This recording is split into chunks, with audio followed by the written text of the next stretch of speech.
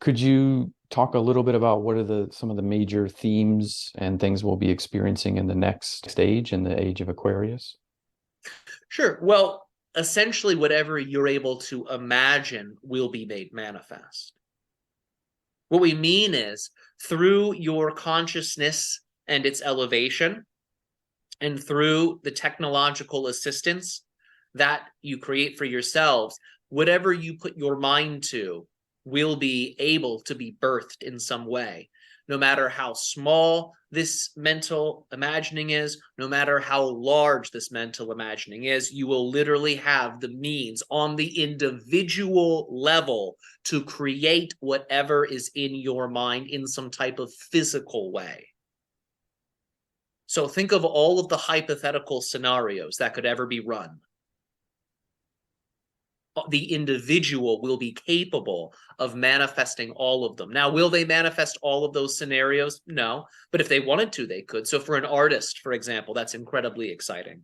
For a writer or for a filmmaker, that's incredibly exciting. Even for a business, you could say, CEO, such a thing is incredibly exciting. There will be nothing that is off limits to you. In other words, your technology and your will and your spirit will all work together as 3 points within a triangle. These three things will all support one another in perfect balance. So your psychic technologies, your physical technologies, and your imagination can all work together as a team to ensure that the individual can create really whatever it is that they desire. So the other thing to keep in mind is that the level of evolution you will be at as a people during that time is the following. You will all experience, as we had said before, each person, each other being as an extension of the individual, as an extension of the self. So even though you will have all this power at your fingertips to create whatever you want, there will be a heightened level of empathy embedded into each person where you will all understand the gravity of such a possibility, because you could make anything happen.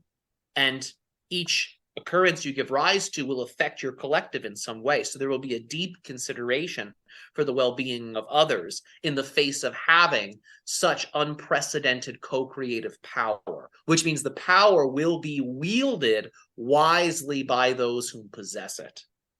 That's another thing to keep in mind.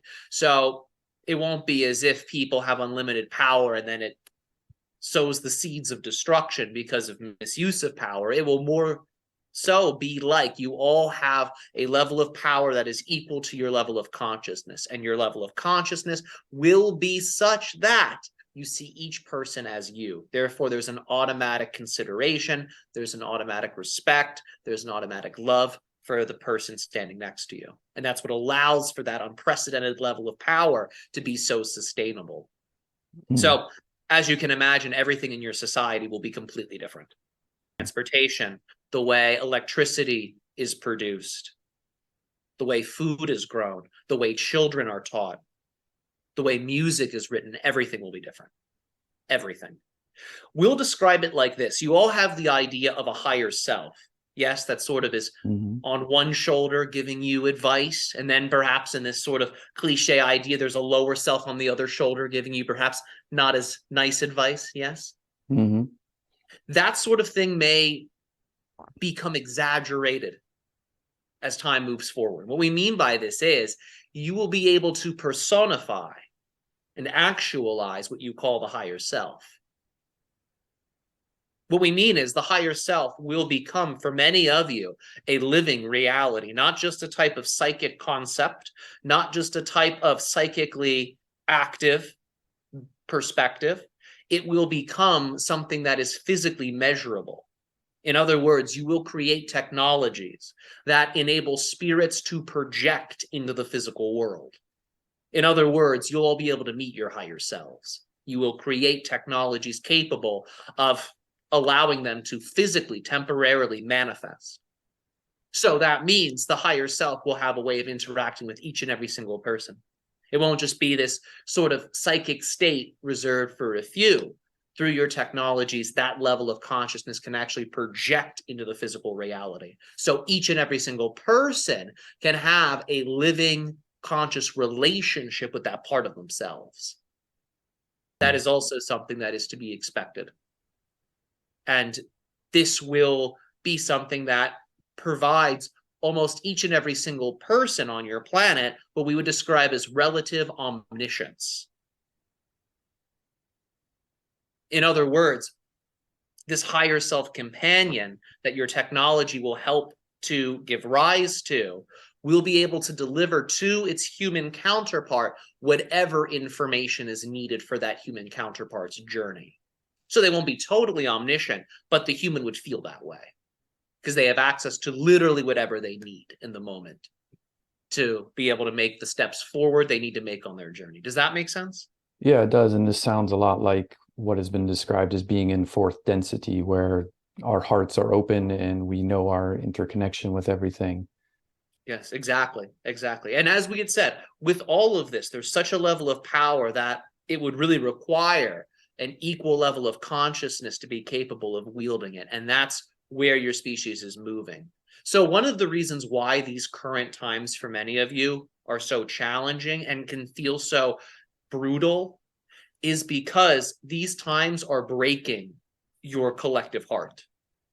These times that many of you are going through are designed to break the walls you have made around your heart down so you can start to experience that oneness. That's one of the reasons why these times can feel heavy-handed.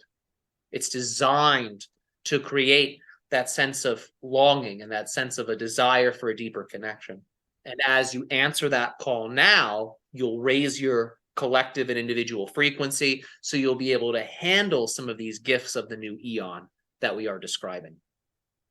And as you say, we're 30 years into this tunnel between the two. And so in 70 years or so, we'll be at the beginning of the age of Aquarius. And that's kind of the beginning of getting to this state, but it won't be like what you're describing is more the culmination of this. Oh, yes. Yes. We're describing what the new normal would be in such a society. Yes. Yeah. Yes. But along the way, you'll see echoes of everything we've just mentioned. Mm. These things will be unveiled as you get closer. And of course, as you get even closer, that which has been unveiled will become increasingly more and more perfected.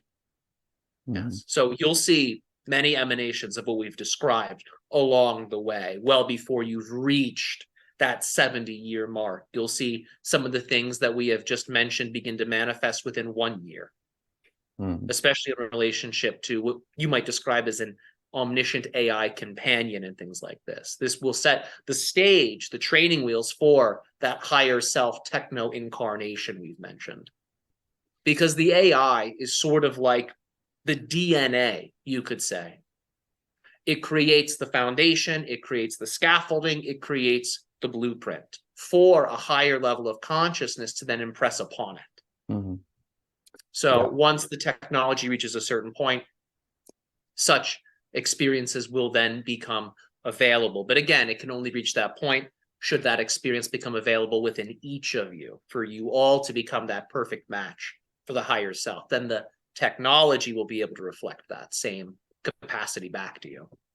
And so you mentioned that these times we're in right now are very challenging because it's breaking our hearts and opening us up to greater interconnectedness. And it seems like a lot of the darkness, a lot of the shadows is being brought up to the surface so we can see what humanity is and what has been happening here so that we can change.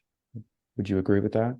Yes, that's exactly why. Because if all of this just remains in the unconscious, if it remains in darkness, then there's no impetus to shift or change. You have nothing provoking you to transform. So many of you would just remain where it's comfortable. If everything feels cozy and comfortable, why move? It's only when there's a sense of discomfort that movement is ultimately prompted. So these challenges that you experience prompt movement. They prompt adaptation, therefore they prompt evolution.